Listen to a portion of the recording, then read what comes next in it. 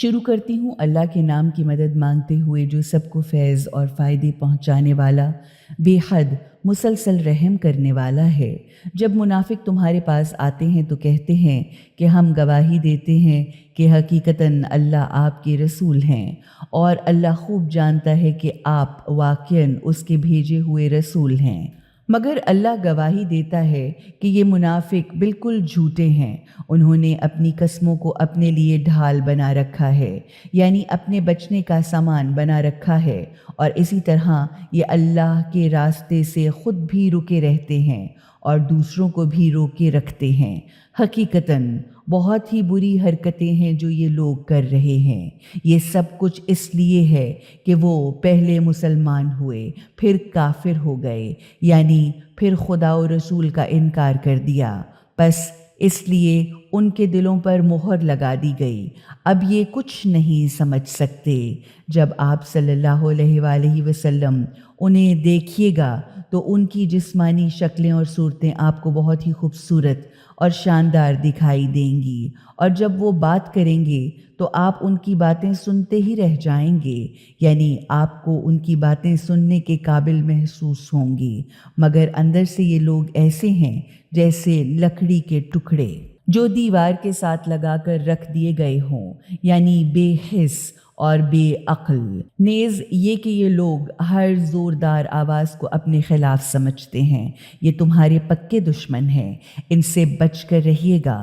ان پر اللہ کی مار ہو، یعنی اللہ انہیں غارت کرے، یہ کدھر بھٹکتے پھر رہے ہیں۔ اور جب ان سے کہا جاتا ہے کہ آؤ تاکہ اللہ کا رسول تمہارے لیے گناہوں کی معافی کی دعا کرے، تو وہ اپنے سر تکبر سے جھٹک کر گھما لیتے ہیں۔ پھر تم دیکھتے ہو کہ وہ بڑے تکبر کے ساتھ تمہارے پاس آنے سے رک جاتے ہیں۔ تو اے نبی، اب برابر ہے چاہے آپ ان کے لیے ان کے گناہوں کی معافی کی دعا کریں یا نہ کریں، اللہ انہیں ہرگز معاف نہ کرے گا، کیونکہ یہ حقیقت ہے کہ اللہ بد کردار لوگوں کی ہدایت نہیں کرتا، یعنی ایسے بدمعاش لوگوں کو منزل مقصود تک نہیں پہنچاتا۔ یہ وہی لوگ ہیں جو یہ کہتے ہیں کہ ان لوگوں کو روپیہ پیسہ نہ دو جو رسول خدا کے پاس ہیں، تاکہ یہ لوگ رسول کے پاس سے ادھر ادھر منتشر ہو جائیں، حالانکہ زمین اور آسمان کے تمام خزانوں کا مالک